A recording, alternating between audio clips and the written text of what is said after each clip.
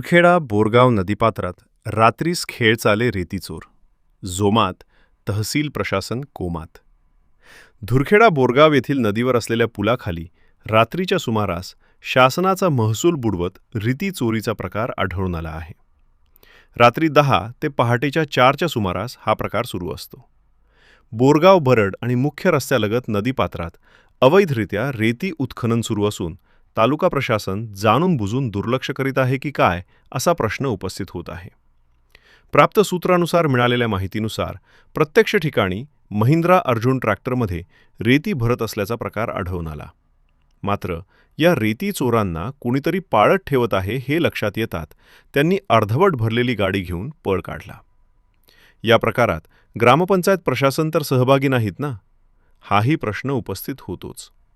सोबतच तालुका प्रशासन यावर कोणती उपाययोजना करतील हा गंभीर प्रश्न निर्माण झाला आहे. स्थानिक प्रशासनासह महसूल विभाग यावर करणार का कारवाई असे नागरिकांकडून बोलल्या जात आहे.